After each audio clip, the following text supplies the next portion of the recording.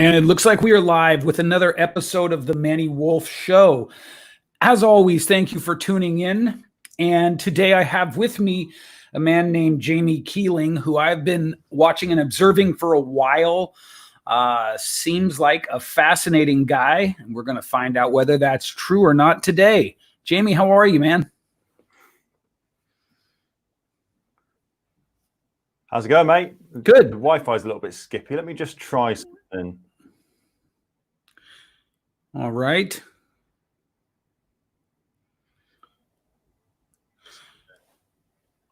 I'm back. Can you hear me? Yeah, that's really weird because it totally like the Wi-Fi bailed out right at the right at the crucial intro moment.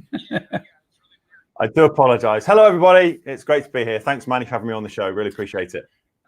Glad to have you here. Let's just have you tell me a little bit about who you are and what you do, and we're just going to go from there. Cool. So my name's JAIME KEELING. I am the founder of Bulletproof Business. So I've got my own Bulletproof app, which I use with my consulting clients here in the UK. I work with business owners across the UK to help them install and run and sustain high performance operations in their businesses. So I primarily work with service business owners, don't do much with retail or product businesses, but anything from construction to manufacturing to consultancies. Interesting. So then are you more on the systems and processes side or more on the mindset and which side are you on? That's a great question. And my focus is systems and processes, definitely. That's my background. I've been in business for over 14 years now.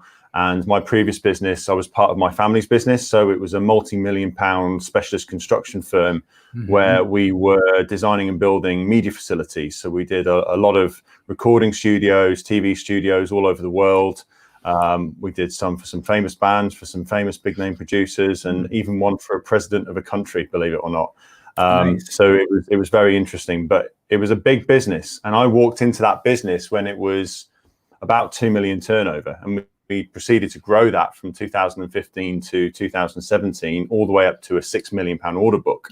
And it was a phenomenal experience and really, really tough. We learned a lot of lessons about how to do business, but we learned even more about how not to do business. And that really informs everything that I do with my clients today, is having the experience and be able to draw on those experiences and those lessons to help them to do things better and hopefully avoid a lot of the mistakes that we made. Well, that's a nice segue. I mean, how could I not ask, what are some of the most common mistakes?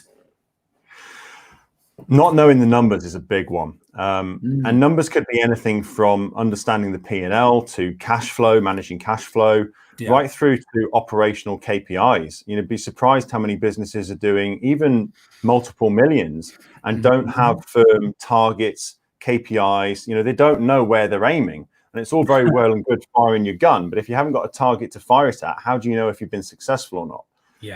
So I'm really big on making sure that my clients install very clear number-based KPIs and targets so that we know what we're aiming for. Because when we know where we're going, it's like reading a map. If you jump in a car and you just start driving, you might end up somewhere cool, but equally you might end up somewhere a bit crap. So we want to decide, right, here's where we are right now. That's where we're going over there. What's the best route to get us from A to B? And then that's the work that we do together. Why do you think it is that everybody avoids the numbers? Why do you think it is that, like what is that about? Why do we fucking do that? It's so the way I work is I'm a very numbers-based guy. I'm very logical. I'm very methodical. I'm the devil with the detail. I think the big challenge for a lot of entrepreneurial business owner types is that they are more creative by nature. And they don't give a shit about all of that stuff. They don't give a shit about the detail. They're just like, I've got this big fucking vision and this is what I want to go out and achieve. I have no idea how I'm going to get there, but I just want to do that. And then they'll have another idea and another idea and another idea. And there's literally no time for the numbers. So having someone like me to come in, or even having a business partner, somebody in the business that they can bounce off. Yeah. I know some businesses where there are two directors, where one is very creative and very kind of big vision focused, and then the other one is the numbers person, and they ground them. So the one has the big ideas, and the other one just kind of reins them in and says, "Whoa, lovely idea. How are we actually going to do that?" Yeah. It seems like at this time, at this point in the entrepreneurial universe, those of us that are big vision would know better. You know what I mean? And yet that impulse to go after that vision and try to create that thing from nothing is so all consuming. It's so overwhelming for us. We don't stand a chance against it, really.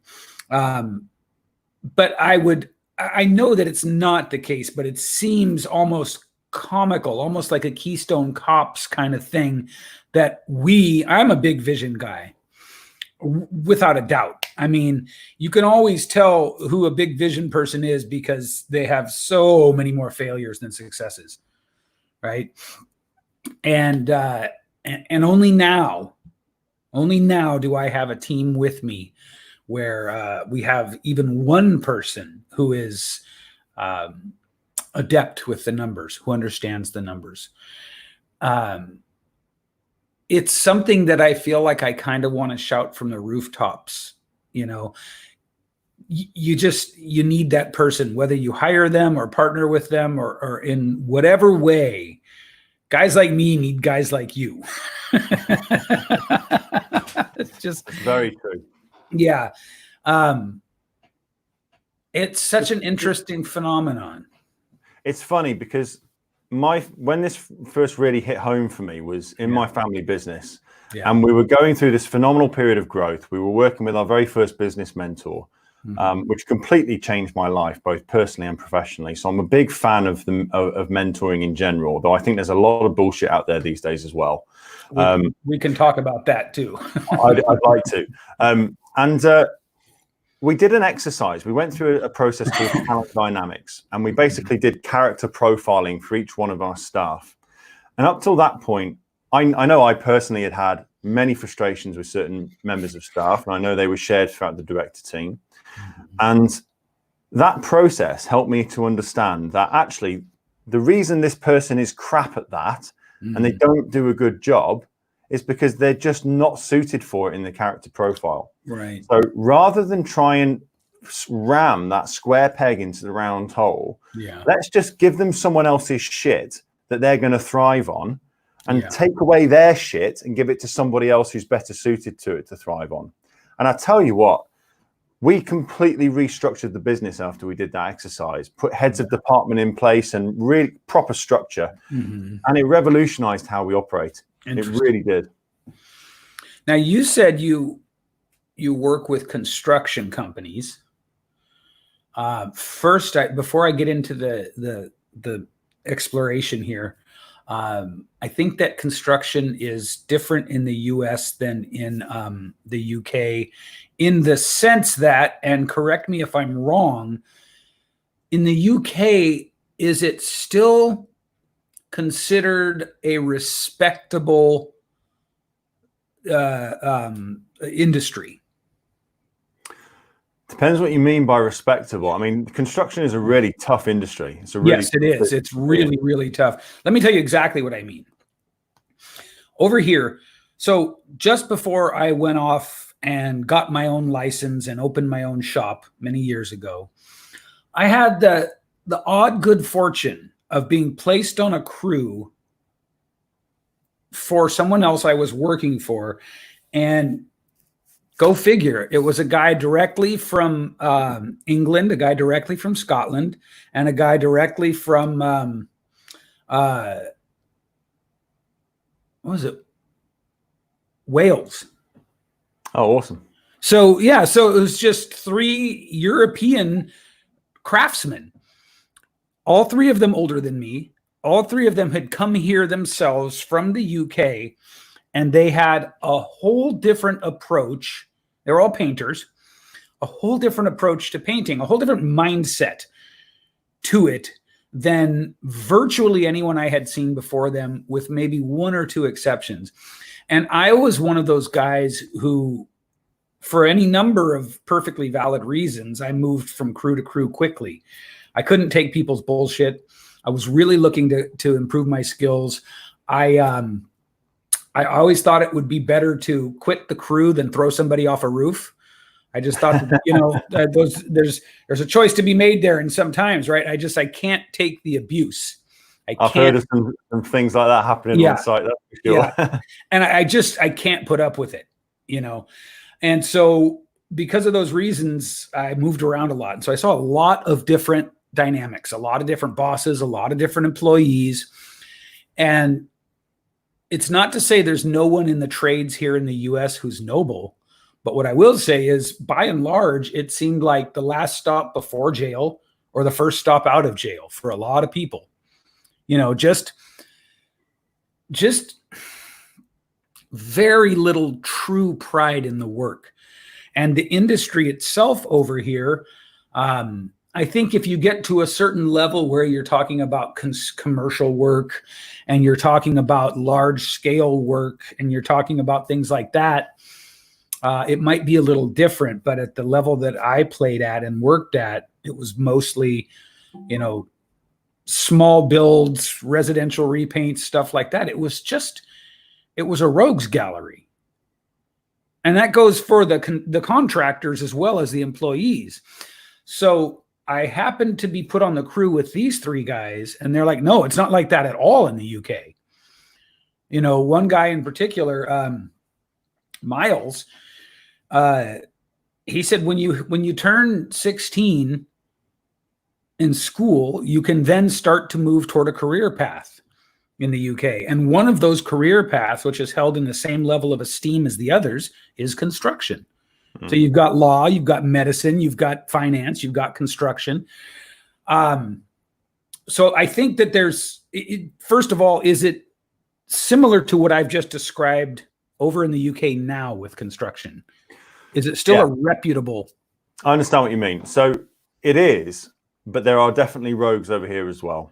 I think you're going to find rogues in anything. Sure. I mean, there's, generally speaking, and certainly in my line of work, we were doing very high-end recording studios for some pretty big clients. Yeah. So we had some riffraff come through our doors, but they were in and out pretty sharpish. And I think what it's important to understand as well is that construction, people who work in construction, and I don't mean this at all disrespectfully, they're a different breed. Oh my God, yeah. You don't have to tell me. A different breed. But a lot of the guys we work with, fucking hell, they could talk for England. But their work, they took so much pride in their work. Yeah. They'd be effing and blinding, they'd be scratching their asses. But when it came to how they did stuff, like how they mitered that joint or how they installed that suspended ceiling in that particular grid, they took a great pride in that. And it was a real pleasure to work with people like that on our sites. And a lot of the companies, even the one-man bands that we worked with, that we subcontracted out to, we worked with guys and girls who they took a lot of pride in their work. Yeah.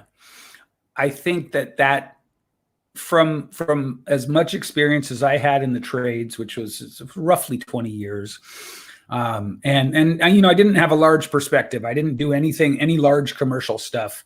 And I know that those are run differently, but that's what I didn't see a lot of. I saw a lot of the talk without the walk. You know what I mean? Yeah, sure. Yeah. A lot of people, because you learn really quick how to posture. You learn really quick how to talk the talk. And yet at the end of the day, you can't paint a straight line. You can't seem to cover a wall in two coats. Like, what the hell's going on? People who talk the talk but can't walk the walk don't last very long over here, mate. Yeah. Well, it seems like they last a long time over here. So then shit, Jamie, I forgot the question I was originally going to ask. I got so excited talking shop with you. But so it is still, it's still a trade. It's a career choice with some sort of social respect. Oh yeah, a good joiner, good plumber, good spark. They command some bloody good rates around here, and they're well respected for what they do. You know, because we all need them. Yeah. That was what I always thought was so funny about the industry is like we can't get by without us, you know, and yet it's really sort of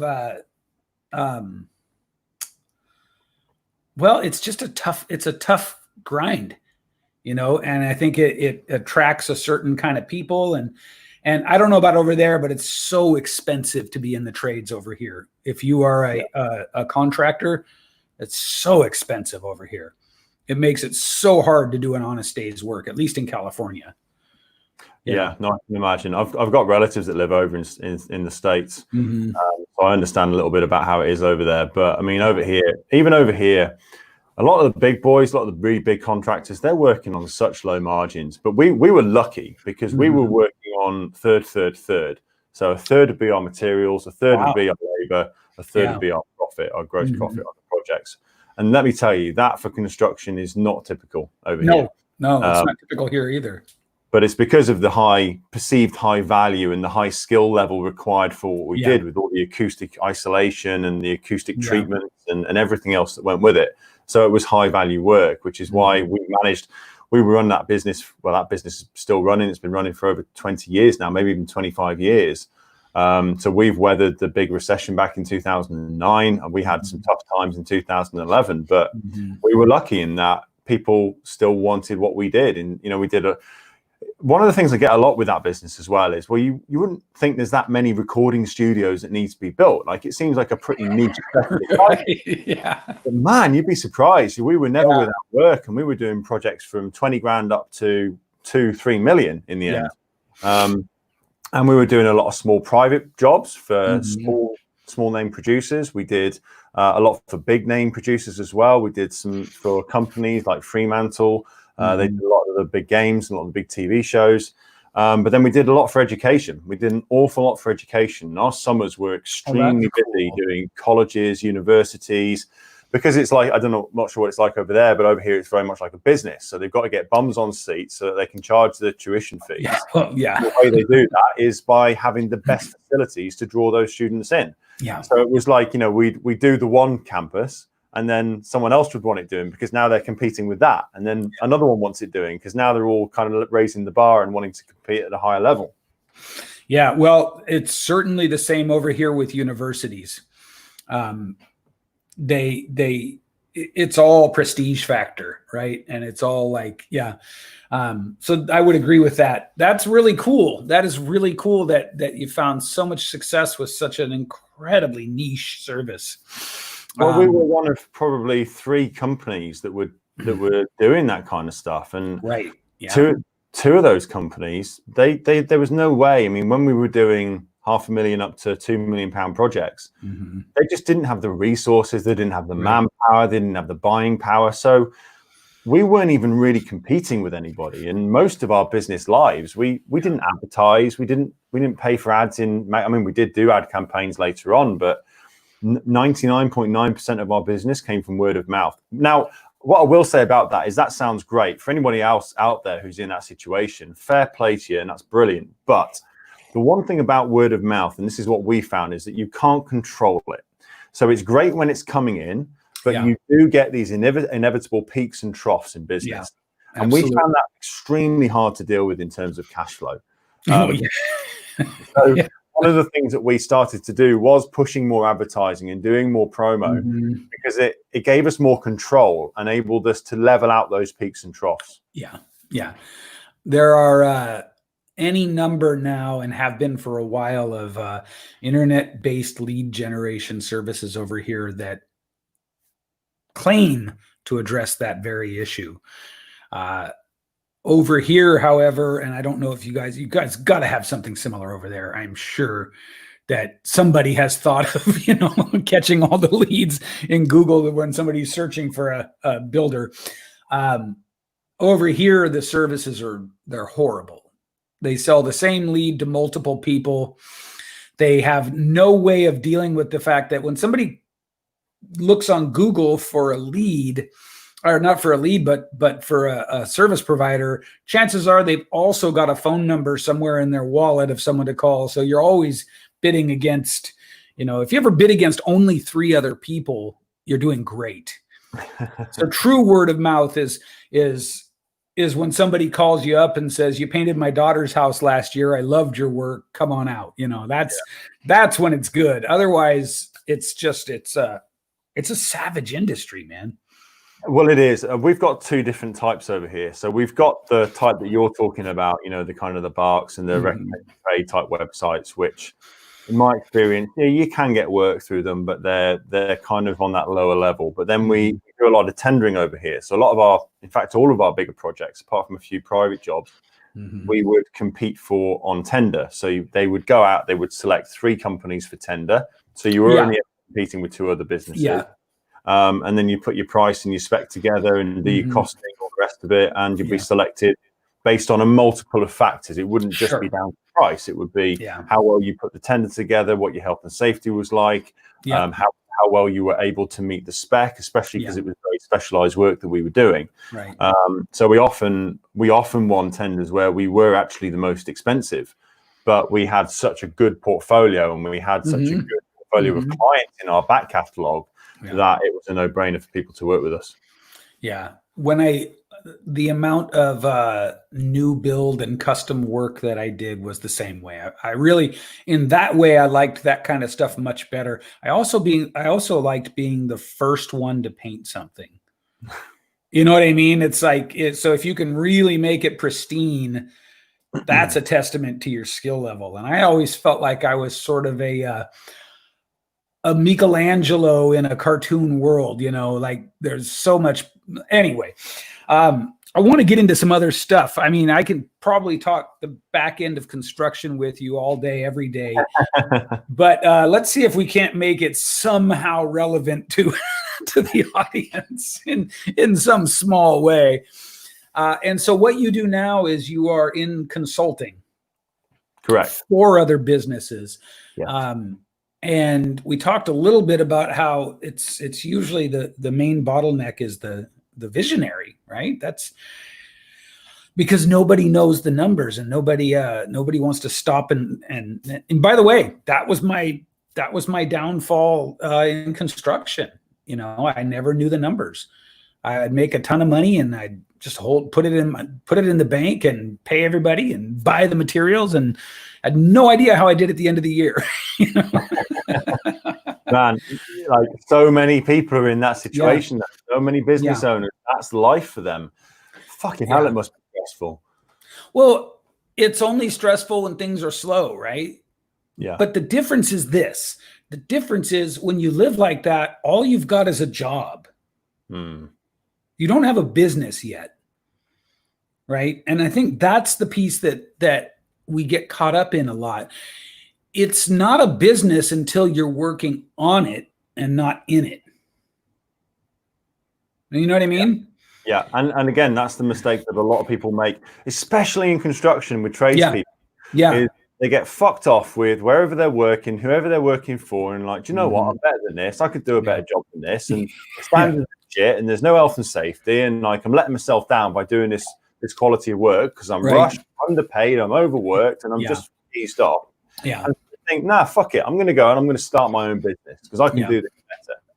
What they actually do is they go and set themselves up as basically, a business or a sole trader, but they give themselves a job and work themselves into the ground, longer hours, expecting more of them than actually anybody else ever would, and earning than they were earning before because they don't understand the business. They're great tradesmen. They might be a great plumber, a great spark, a great joiner, carpenter, but they don't understand business. They don't understand the numbers. They don't understand the P&L, cash flow, and all of these things which build a successful business. Yeah. Especially the cash flow, I think. But you're absolutely right. All of those other things are foreign to us. We don't have the first idea. All we know is we go from getting a paycheck, which is, I don't know, whatever, right? It's like if you're making $1,000 a week or 1,000 pounds a week as a tradesman, you're doing okay, and And then you start to get handed $3,000 checks and $5,000 checks and $7,000 checks and occasionally a $10,000 check, and it's just like this illusion, this sense of like, oh my God, like this is so much better. And yet at the end of the month, you're always lucky if you got anything left in savings, and you can tell. So it's playing the same hamster wheel game, but with bigger numbers. Yeah. Now, is this what your Bulletproof app helps people with? Yeah, it's basically a more refined way that people can get hold of me and get all my content. So I do a lot of things on a lot of different platforms. I'm doing a lot on TikTok these days, which is going really well for me. I've got my podcast, which is Optimize Me Now, which goes on iTunes, Spotify, Stitcher, and all those. And then I've got my Facebook and LinkedIn content. So what the app does is it effectively brings all of that together into one place. So when they download my app, they can get my podcast in there. They get my Facebook content. They get all of my tools and templates. There's training courses in there. I've just released a new course on how to start a business, which takes people through start to finish, from planning, setup to launch. And then they can message me directly in there as well. And it's great for me because it filters out all of the noise. And that's a two-way thing. So for me, I know that when I go in there, I've got people who are interested in talking to me about what I do and how I can help them and what we can do together. And they know when they go in there, they're just going to get dedicated content with no nonsense and no noise about business. And they can message me directly on there. They can go through all of the templates, the tools, the courses, the podcast, and I can see what they're watching, what they're consuming, what they're not, and help them when they're getting stuck. Interesting. So is this, do you give the app out for free, or is it a subscription, or do you they pay for it?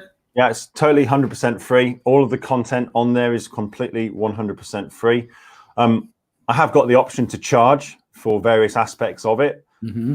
But to be honest with you, it's not really a model that I'm interested in. And this kind of ties into the way I feel about the state of the coaching, mentoring industry at the moment. Yeah. There's too many charlatans out there who are charging far too much for what they do and not getting good enough results.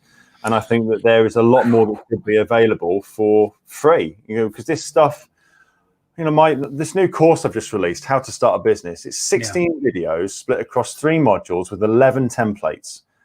I could easily go out there and charge a few £100 for that, for people to access it. Yeah. Actually, there's nothing in there that's rocket science. So I'd rather just say, do you know what?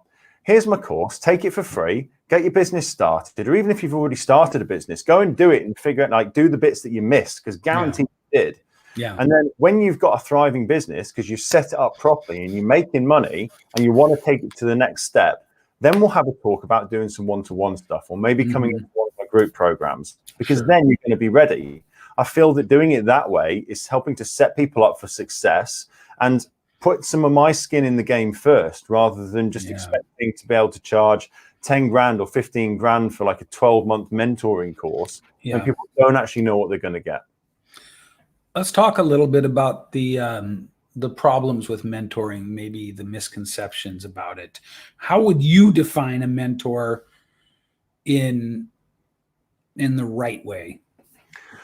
So for me, a mentor is somebody who's been there and done it, has got the blood-stained T-shirt still on their back, and is willing and able to show you how to walk the same path. It's not speculative. It's completely different to coaching. It's literally, if anybody out there is watching this and you're looking to get a mentor to show you how to progress in life or in business or whatever it might be, make damn well sure that they've walked that path first. And and the other thing as well is, I was talking about this on my podcast with somebody quite recently, and it was interesting what he said. He said, make sure that your mentor has been through a positive and a negative economic cycle. So it's all very well working with somebody who's been through the good times. Right. Yeah. Someone who set up business in 2015 to now is like, they've been riding this bullish wave all the way up. Yeah. Go find yourself a mentor who's actually lived through a depression and survived that depression, that recession, and has come out of the other side of it. Because, man, the lessons we learn going through that, you can't learn those in good times. Ain't that the truth? Boy, when you define a mentor like that, it really casts an ugly, harsh light on social media, doesn't it? Yeah. Like I've been given a lot of thought to that question of mentorship lately.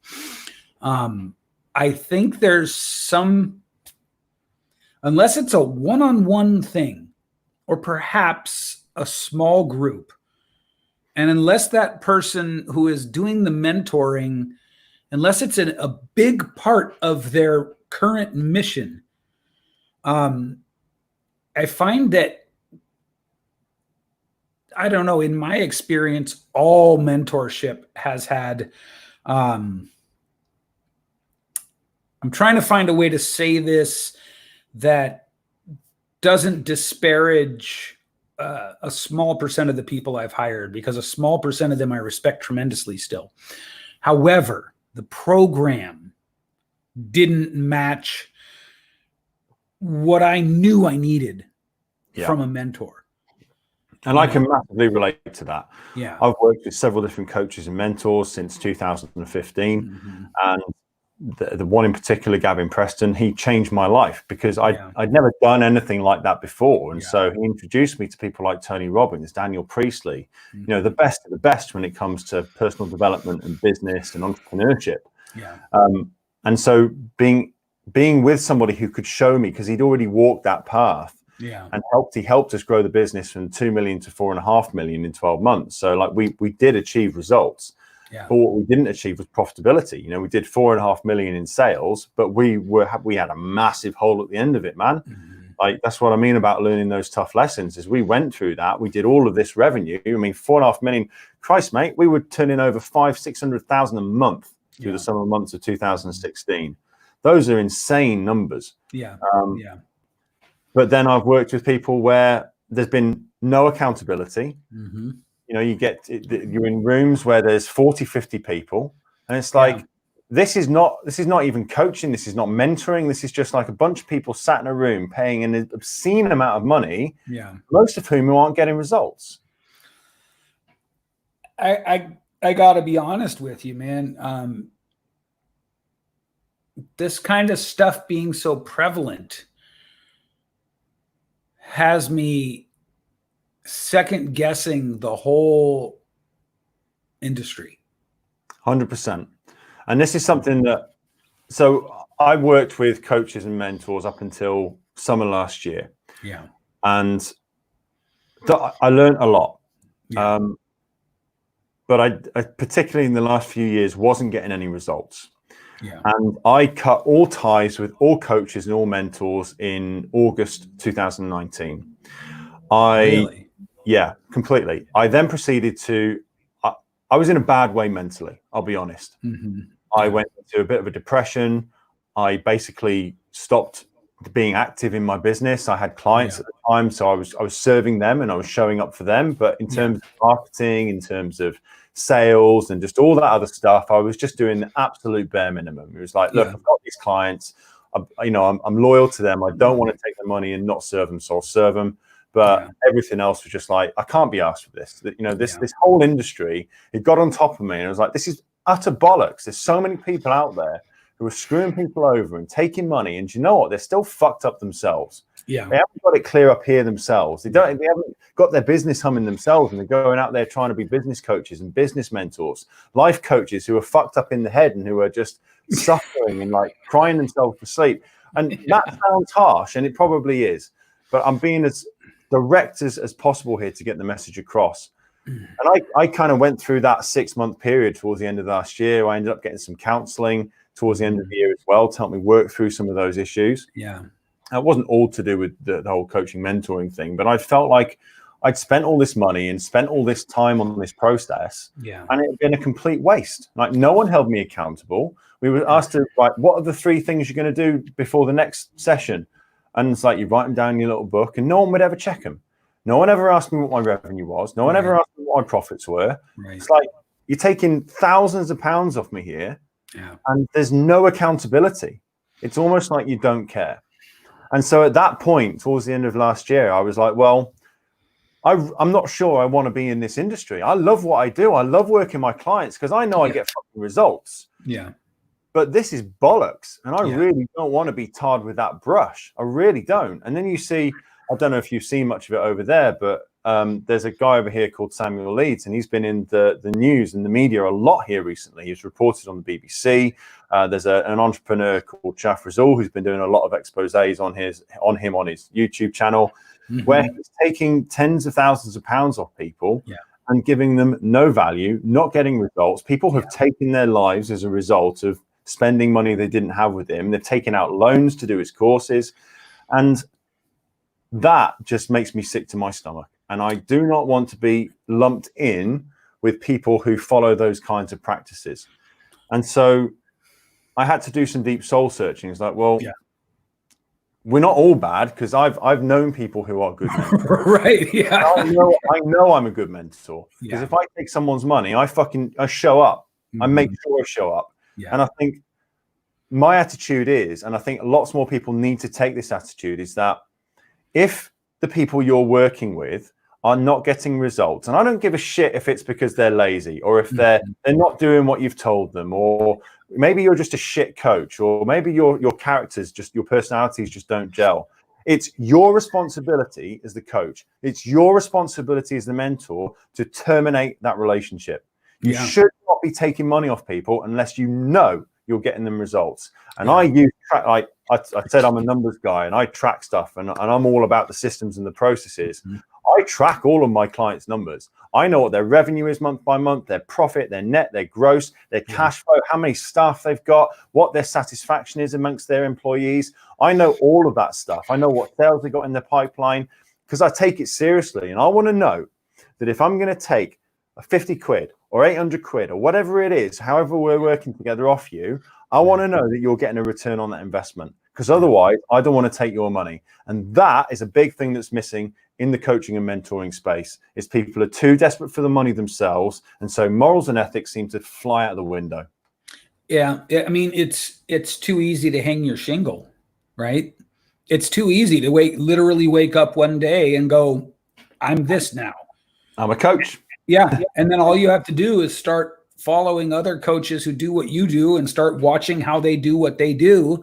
And I know. Yeah, I'm with you, man. It's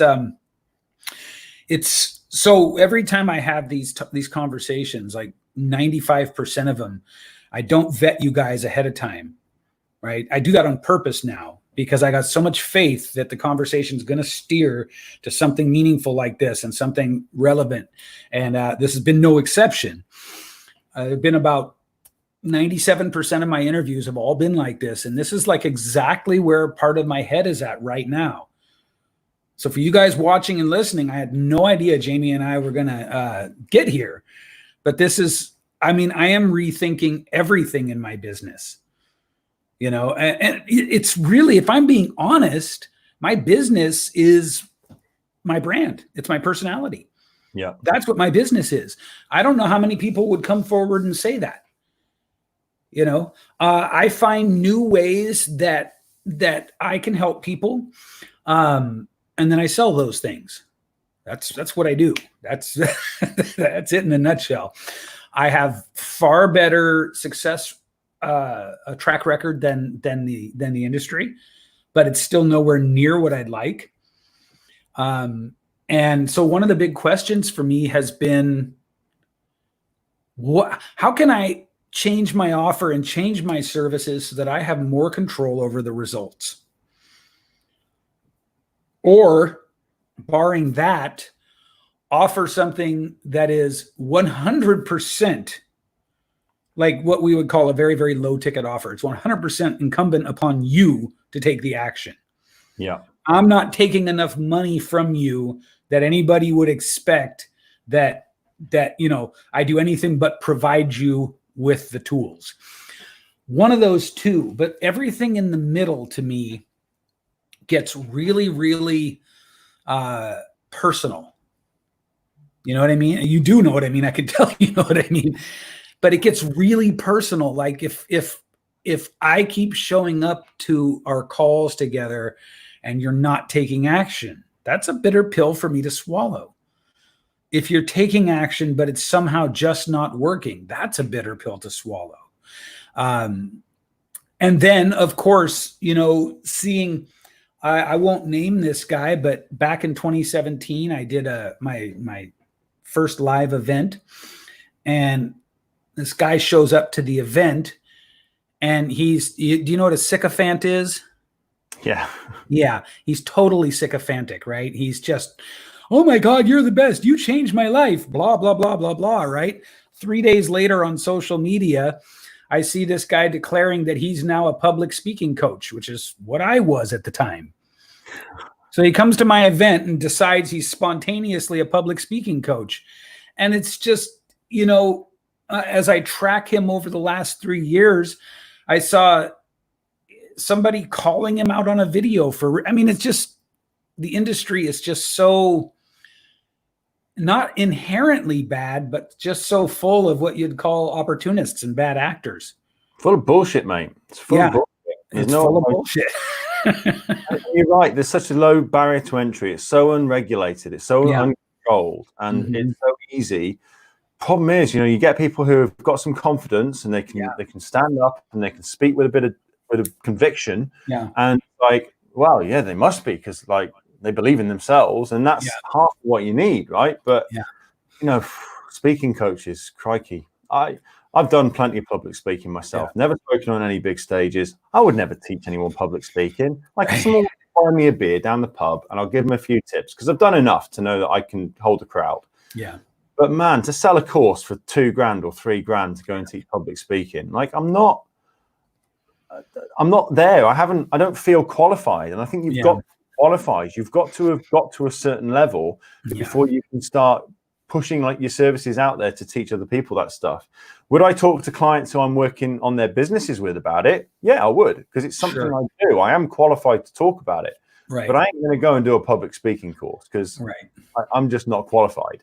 Yeah. The other thing I think as well about a lot of these gurus is, and the same with audiobooks and podcasts, and I hate to say it, stuff like what you and I do with our podcast as well. Sure. Great guests, great information, but man, so many people spend too much fucking time listening to stuff and not enough time doing stuff. And what they get is overload. They're listening to 50 books a year and 300 podcasts, and it's how are you actually processing all of this? Never mind converting that into action. I'd say there's probably maximum 20 to 25 books that if I had to, I could just listen to those 25 over the next 30 years. And I would still, after 30 years, be finding new things to implement in my life and my business. Well, and what's more, they give you a fully well-rounded view and education, right? That's maybe the more important thing. We don't need the next guy to say the same thing the new way and to keep digesting that and digesting that. Okay. They're not digesting it because they keep filling their heads with stuff. It's you've got two parts to the process is listen, learn, be told, and then process and figure out, right, how does this apply to me? Mm-hmm. And what am I going to do with this? Yeah. And then fucking do it. And then once you've done it, then you start teaching it to other people. And that's the one that consolidates. Once you've done it and you're successful, then you can start teaching other people. But when you're here, only when you're here should you go back here and start listening again. Right. For those of you who are catching this on the podcast, he was holding up some fingers, and you're just going to have to go back and find the video. And if you do go back and find the video, here's one for you. Here's my 3-step plan. Get a plan, get into action, get off your ass. Well worth going and finding the video for that one. Yeah, you're going to want to see that. Jamie Keeling, man, this has been awesome. Thank you so much for jumping on with me today. And boy, it feels good to speak some truth into this industry, doesn't it? It's been a pleasure, man. Thanks very much. All right, my friend. Where can we go and find you if we want to? Well, I'm glad you asked. The obvious place is my Bulletproof app. So you can find that on the Google Play Store and the Apple Store. It's available on iOS and Android. Just type in Bulletproof and you're looking for the golden B in the bullet hole. You can't miss it. That's probably the best place to get hold of me. But the second best place is definitely TikTok. So go and find me at Jamie P. Keeling on TikTok. I've got over 13,000 followers on there now, getting over 1 million video views a month, putting loads of content out, as well as a live stream every Monday, 10 a.m. to 11 a.m. UK time, where basically it's called a brutally honest Ask Me Anything. So people just rock up, they ask me any question they want about business, life, or investing and trading, all things I've done and speak from personal experience on. And so yeah, that's a really great resource for people to come and find me on there. And I'm on LinkedIn, Facebook, and Instagram, and all those other bullshit platforms as well. Perfect, my friend. Thank you so much, man. Pleasure. Thanks, Manny. Bye.